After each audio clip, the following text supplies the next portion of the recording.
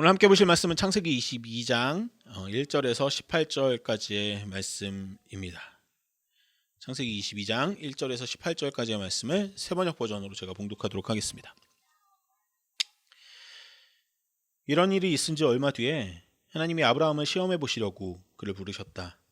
아브라함아 하고 부르시니 아브라함은 예 여기에 있습니다 하고 대답하였다. 하나님이 말씀하셨다. 너의 아들 내가 사랑하는 외아들 이삭을 데리고 모리아 땅으로 가거라.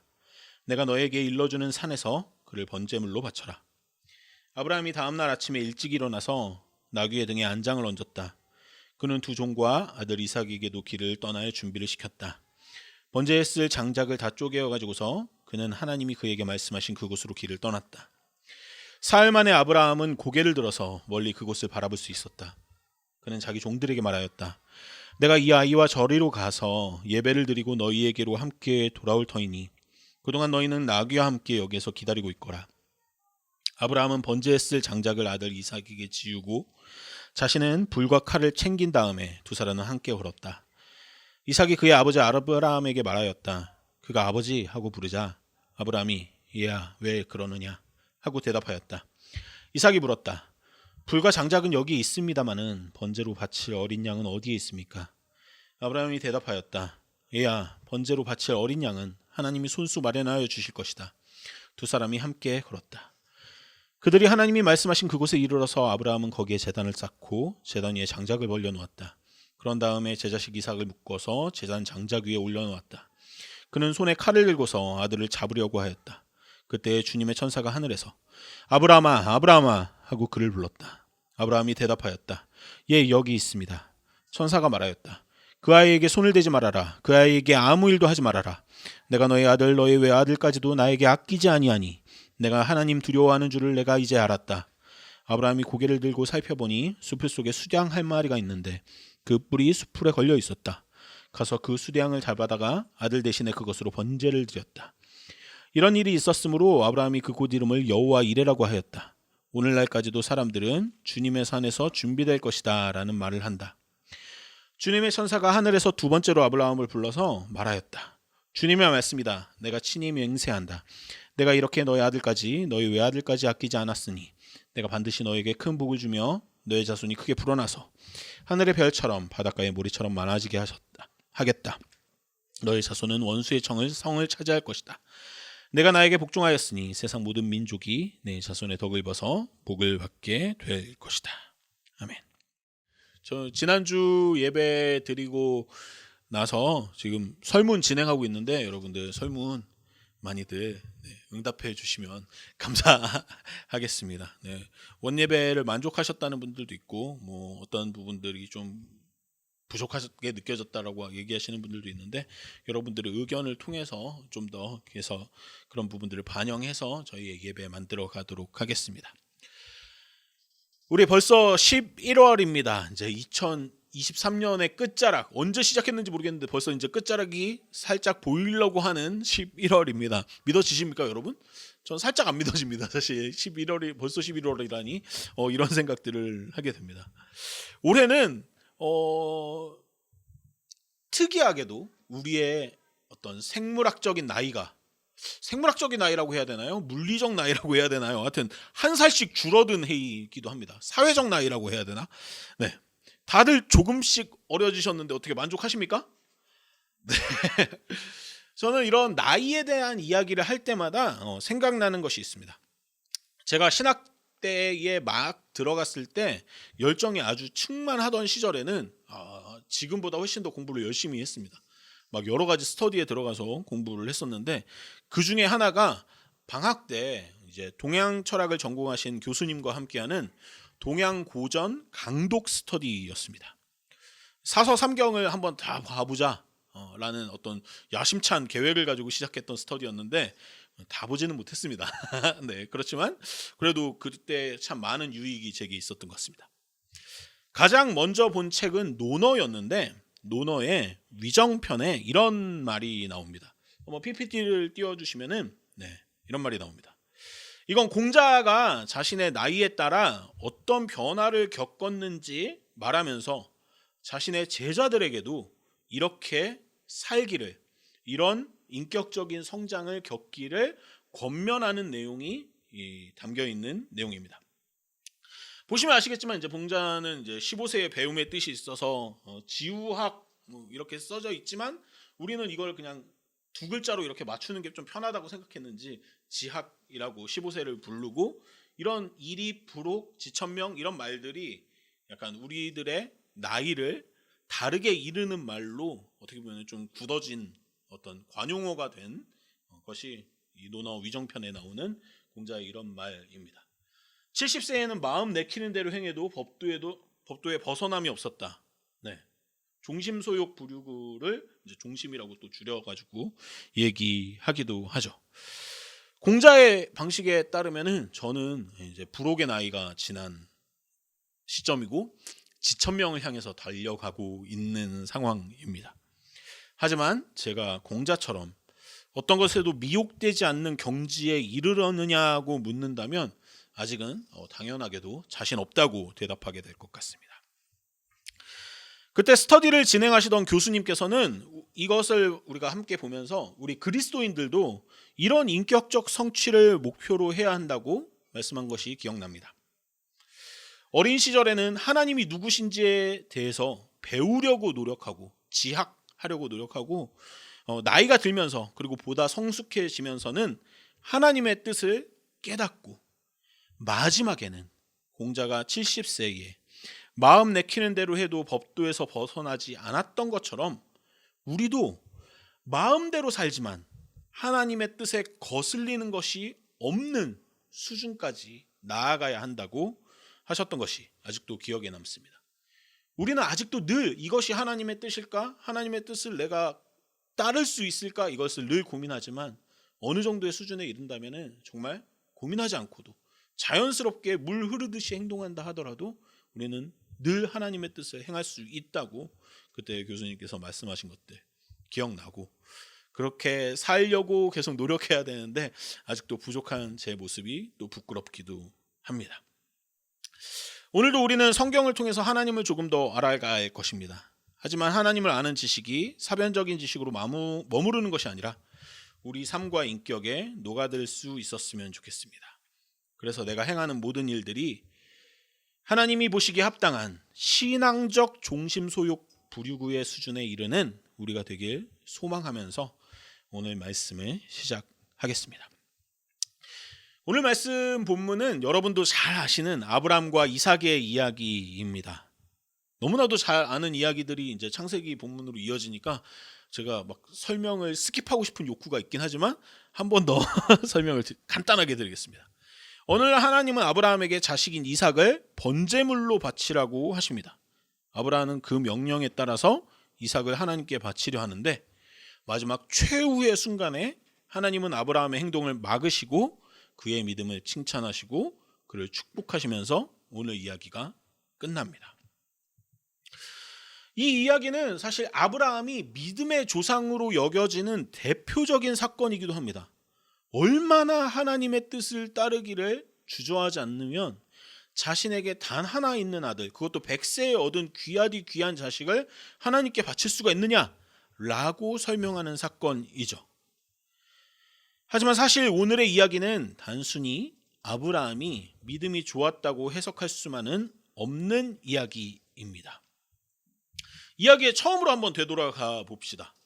하나님은 아브라함에게 이삭을 번제물로 바치라고 명령하십니다. 여러분도 한번 상상해 보시죠. 하나님이 갑자기 나타나서 여러분들에게 가장 소중한 존재를 하나님한테 죽여서 바쳐라. 이러면 여러분들 어떻게 대답하시겠어요? 네. 그런데 아브라함은 적어도 성경 안에서는 조금의 망설임도 없이 하나님의 명령에 순종합니다. 이에 대해서는 성경 본문이 명확하게 설명하고 있지 않기 때문에 몇 가지 가능성을 생각해 볼 수 있습니다. 한 장 더 넘겨주시면은 이제 여러 가지 가능성들을 생각할 수 있는데 먼저는 가장 전통적이고 일반적인 해석입니다. 아브라함이 하나님을 절대적으로 믿었다는 거죠. 그렇지만 저는 어렸을 때 설교를 들을 때는 그냥 별 의문 없이 그래 대단한 믿음이다 정도로 넘어갔던 것 같은데 이 해석에 점점 의문이 들기 시작했습니다. 과연 아브라함은 어떤 걸 믿었다는 거죠? 하나님이 말씀은 그렇게 하셨지만, 번제물로 그냥 바치라고는 하셨지만 정말로 이삭을 죽일 리는 없다고 믿은 걸까요? 근데 그렇다기에는 아브라함의 행동에 거침이 없습니다. 11절에서 하나님의 천사가 아브라함을 다급하게 말립니다. 아브라함아, 아브라함아, 걔 죽이지 마, 건들지 마, 머리털 하나도 건들지 마, 이렇게 계속해서 다급하게 명령하면서 아브라함을 멈출 정도로 아브라함은 정말로 그때 천사가 나타나지 않았다면 자기 자식인 이삭을 죽일 것 같이 행동합니다. 100세라는 나이에 어렵게 얻은 자식, 그를 하나님께 번제물로 바치라는 명령을 이렇게 아무 망설임 없이 수행하는 아브라함의 모습은 쉽게 이해가지 않습니다. 사실 하나님의 명령이기 때문에 그 명령 그대로 지키겠다라는 것도 아브라함의 일생을 통틀어서는 해당되지 않는 논리입니다. 여러분들이 기억하실지 모르겠지만 하나님께서 소돔과 고모라를 심판하시겠다고 하셨을 때 아브라함은 몇 차례나 그 안에 의인 100명만 있으면, 50명만 있으면 30, 20, 10 이렇게 하나님을 좀 갖고 노나 싶을 정도로, 땡깡을 부리다 싶을 정도로 하나님한테 몇 번이나 자신의 말을 번복하면서 하나님과 거래를 하고 있는 듯한 그런 느낌을 주는 일들이 이미 있었기 때문에 하나님의 말이면 무조건 우리가 기계적으로 따라야지 라는 생각을 하는 사람은 아니었다는 거죠. 그런데 그런 그가 아들을 번제물로 바치라는 명령에는 군말 없이 따릅니다. 한 가지 가능성을 더 생각해 볼 수 있는데, 바로 그것은 그가 많이 지쳐 있고 절망하고 있었다는 가능성입니다. 이미 그는 2장 전인 창세기 22장에서 하갈과 자신의 또 다른 아들인 이스마엘을 광야로 내쫓았던 경험이 있습니다. 이스마엘 동안 아브라함에게는 귀한 자식인 것이 분명한데 먹을 것 조금, 물 조금 이렇게 얹어주고 그냥 광야로 내보낸 아브라함의 마음은 쉽게 상상하기 어렵습니다. 그렇게 또 까지 자신의 또 다른 자식과 또 다른 아내를 내쫓았지만 그 뒤에 바로 아브라함은 자기가 또 죽을까 싶어서 사라를 자신의 아내가 아니라 누이라고 속였다가 또 된통 한바탕 곤욕을 치릅니다. 아마도 그 사건을 통해서 23장에 나타난 아브라함이 두 번째로 자기 아내를 자기 누이라고 속인 사건을 통해서 사라는 아브라함한테 있는 정 없는 정이 다 떨어졌을 것 같아요. 그래서 우리가 이제 이후에 보면은 아브라함이 사라가 죽었을 때 거기로 찾아갔다라는 내용이 창세기에는 적혀져 있습니다.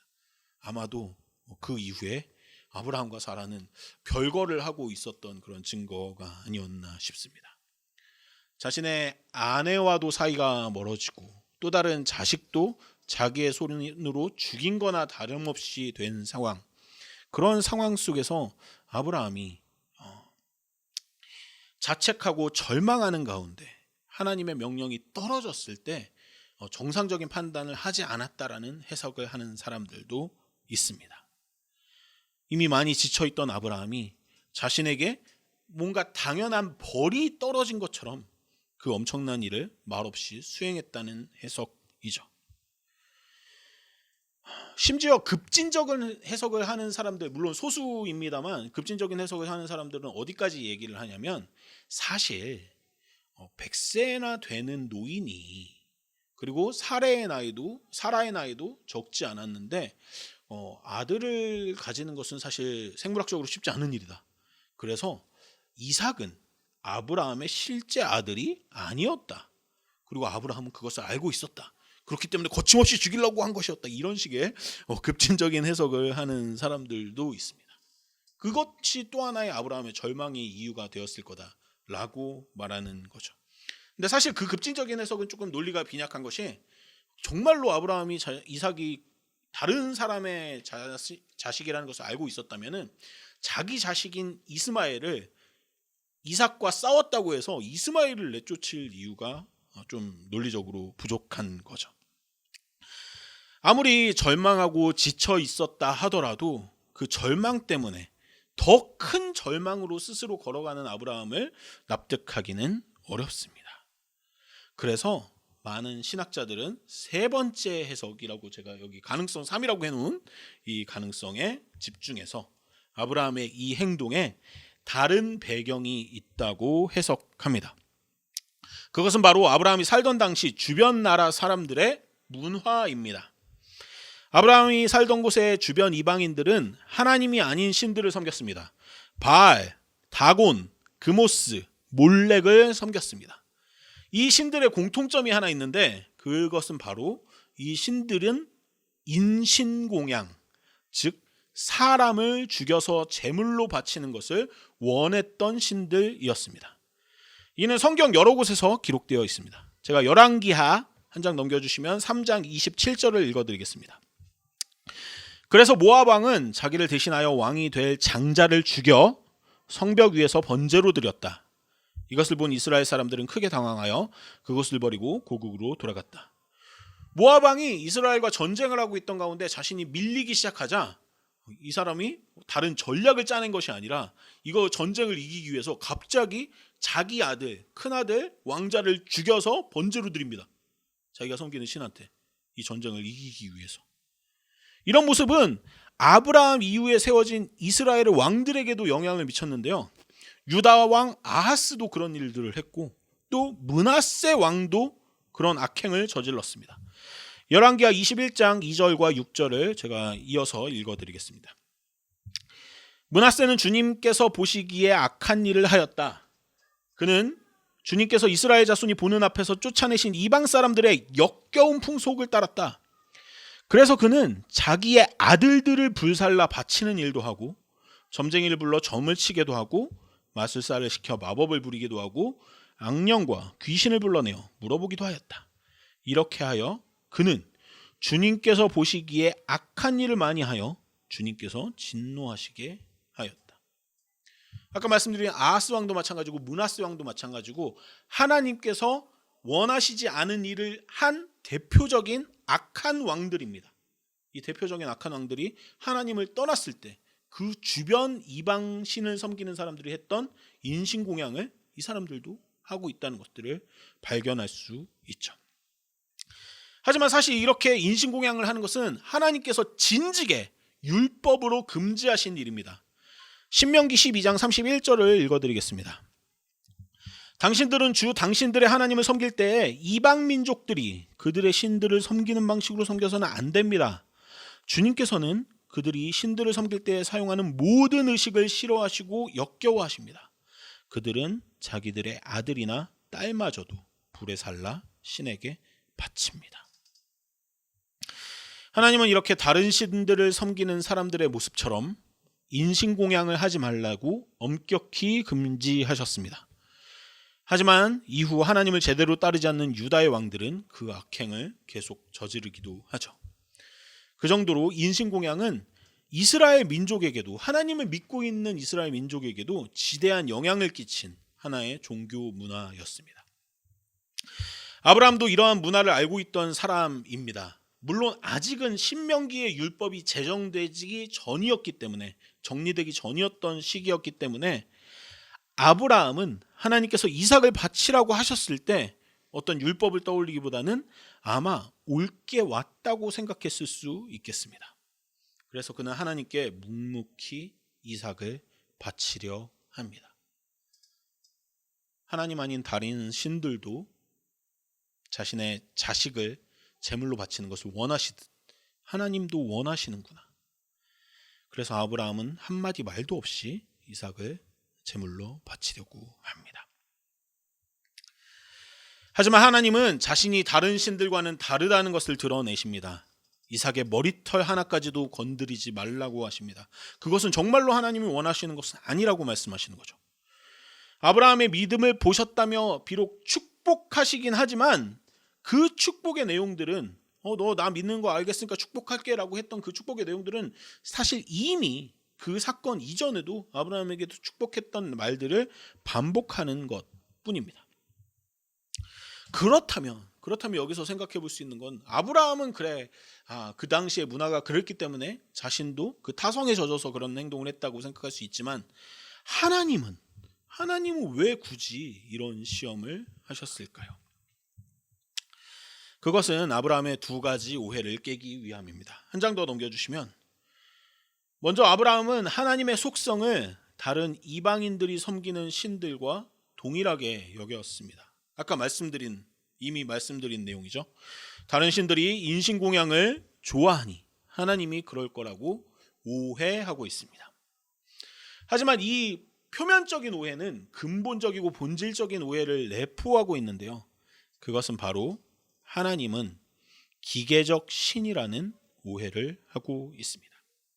이 기계적 신이라는 말은 디트리 본회퍼라는 독일의 목사님께서 히틀러를 암살하기 위해서 작전을 짜다가 들켜서 감옥에 갇혀 있을 때 자기가 사랑하는 사람들에게 편지를 써서 보낸 옥중서신에서 말한 개념입니다. 이 기계적 신이라는 개념은 어떤 의미에서는 자판기와도 같은 개념입니다. 우리가 자판기를 앞으로 가서 우리가 가지고 있는 어느 정도의 동전을 넣고 우리가 원하는 내용물을 꺼내 가져오듯이 기계적 신은 우리에게 가지고 있는 어떤 것을 제물로 바치면 그것을 통해 내가 원하는 대가를 얻는 그런 관계를 가지는 신을 기계적 신이라고 이야기합니다. 보네퍼는 우리가 하나님을 때때로 기계적 신으로 오해하고 심지어 기계적 신으로 사용하고 있다고 이야기합니다. 아브라함도 오늘 마찬가지입니다. 아브라함은 자신이 가지고 있는 것, 족장으로서 자신이 가지고 있는 것들을 모두 잃지 않으려면 자신에게 가장 귀한 아들이라도 하나님께 바치는 것이 당연하다고 여기고 행동합니다.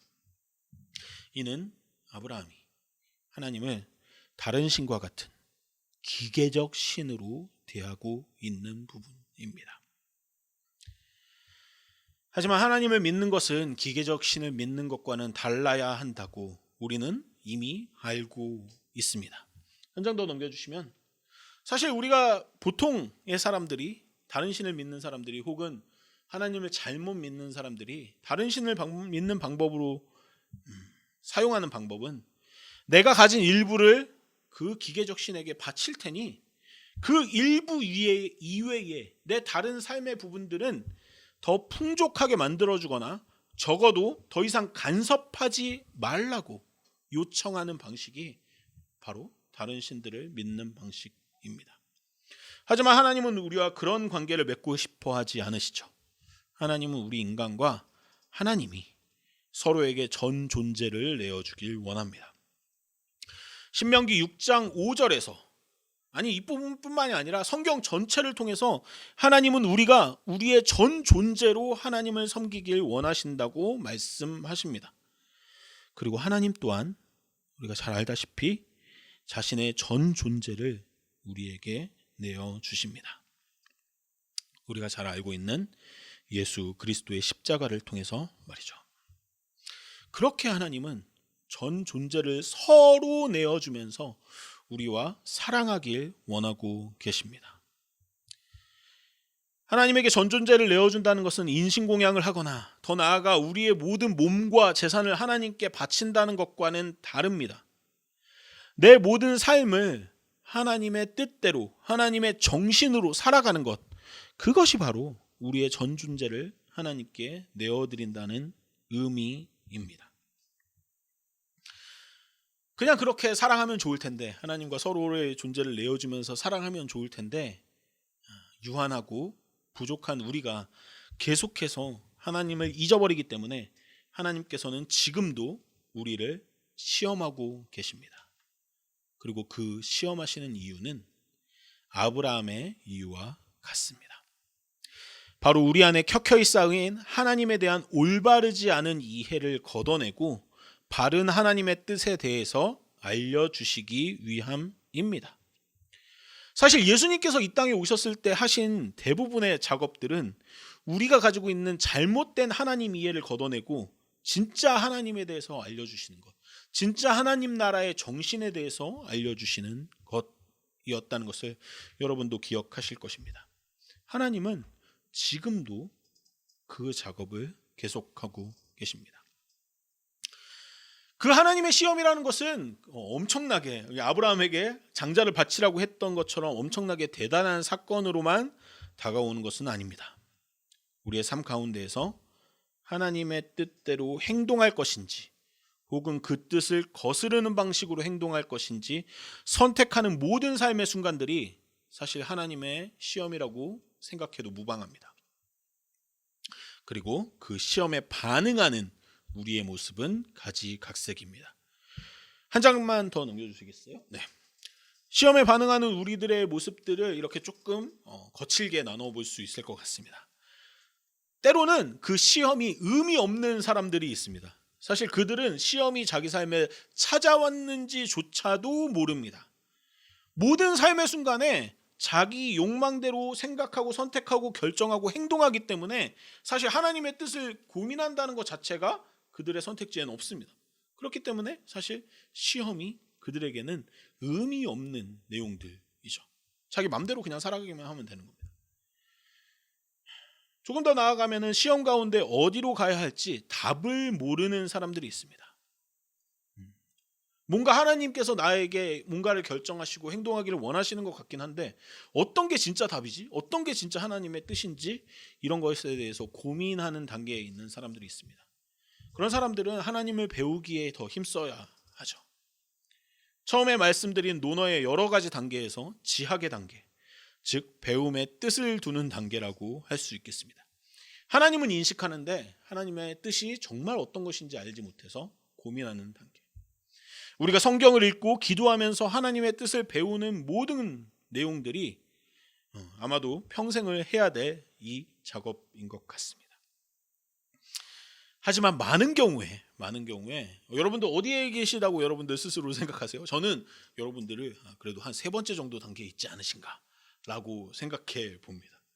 많은 경우에 우리는 답을 아는 위치에 있기도 합니다.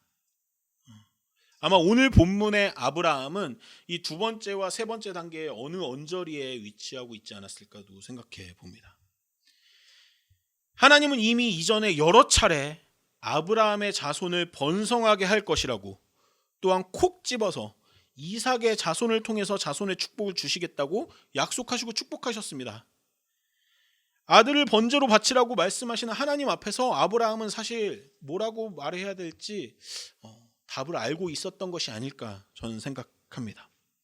그가 해야 했던 행동은 하나님을 다른 이방신들과 같이 여기고 망설임 없이 인신공양의 자리로 나아가는 것이 아니라 하나님께서 이미 하신 약속을 기억하고 그 답을 기억하고 하나님께 다시 묻는 것이었죠. 하나님, 제게 축복하지 않으셨습니까? 이삭을 통해서 제게 자손들을 주시겠다고 하시지 않았습니까? 근데 왜 그러십니까? 왜 그렇게 행동하십니까? 하나님의 약속을 저는 기억하는데 하나님은 기억하지 못하십니까? 라고 말하는 거였죠. 마치 소돔과 고모라의 구원을 위해서 하나님께 계속해서 되물었던 그 자세가 사실은 아브라함에게 필요했던 겁니다. 사실 우리는 대부분의 순간 하나님의 자녀는 어떻게 행동해야 되는지 알고 있습니다. 제가 여러분들 과대평가하는 거 아니죠? 다 알고 계시죠, 사실. 네. 하지만 그런 순간 우리의 고정관념들, 또 때로는 지금까지 아무렇지 않게 관성으로 행동했던 내 욕망들로 인해서 우리는 미혹되곤 합니다. 이번엔 좀 내 욕심을 챙겨도 되는 거 아닐까? 그냥 하던 대로 하는 거가 좀 더 편하지 않을까? 굳이 여기에서 더 고민하고 더 하나님의 뜻을 구하려고 노력해야 될까? 저도 많은 그런 고민들 가운데 지금도 있고 때로 실패하고 때로 답을 알지만 때로 미혹되기도 합니다. 저는 저와 여러분들이 삶 가운데 계속되는 하나님의 시험 속에서 하나님의 뜻을 기억하고 또 하나님의 약속을 기억하면서 고정관념이나 주변 사람들의 이야기나 내가 가지고 있는 타성에 미혹되지 않는 여러분들 그리고 제가 되길 간절히 소망합니다. 그렇게 하나님의 뜻을 계속해서 선택하는 것이 익숙해지고 하나님의 시험에서 하나님의 뜻을 따라가는 것이 너무나도 자연스러워져서 종국에는 저와 여러분들이 시험이 필요 없는 사람들로 성장하길 원합니다. 내 마음대로 행동해도 하나님의 뜻을 거스르지 않는 단계, 그런 성숙한 신앙인의 모습으로, 작은 그리스도인의 모습으로 살아가는 우리가 되길 원합니다. 하나님께서 계속해서 우리를 시험하고 있다는 사실에 대해서 너무 겁내지 않으셔도 좋을 것 같습니다. 하나님의 시험은 오늘 본문에서 이삭을 결코 죽이지 않으셨던 것처럼 우리를 파괴하는 단계까지 나아가진 않을 것입니다. 하나님은 계속해서 우리를 보호하시며 우리가 올바른 선택을 하며 살아가길 응원하고 계십니다. 새롭게 시작될 한 주간의 삶에도 수많은 시험들이 우리를 찾아오겠지만 그때마다 미혹되지 않으며 하나님의 뜻을 용감하게 선택하는 여러분들이 되시길, 그리고 제가 되길 간절히 소망하며 기도하겠습니다. 함께 기도하시겠습니다. 하나님, 우리 삶에는 시험이 가득합니다. 하나님이 주셨는지, 세상이 준 것인지, 혹은 내 스스로 만들어냈는지 알 수 없는 시험들, 그 어려운 시험을 하나 걷어내고 나면 또 다른 새로운 시험들이 찾아옵니다. 그 시험들 가운데 우리가 마음을 지키며 우리의 존재를 하나님께 내어드리길 소망할 수 있었으면 좋겠습니다. 때로는 눈물 흘리며, 때로는 참으로 버겁게 하나님을 선택하는 그 순간들이 쌓이고 쌓여서 결국 우리의 전 존재가 하나님과 온전히 사랑하는 그 단계까지 나아가길 원합니다. 그 과정에서 늘 우리와 함께 해주시고 지혜와 용기 그리고 사랑의 마음을 허락해 주세요. 먼저 우리를 사랑하신, 먼저 우리에게 전 존재를 내어주신 예수 그리스도의 이름으로 기도드렸습니다. 아멘.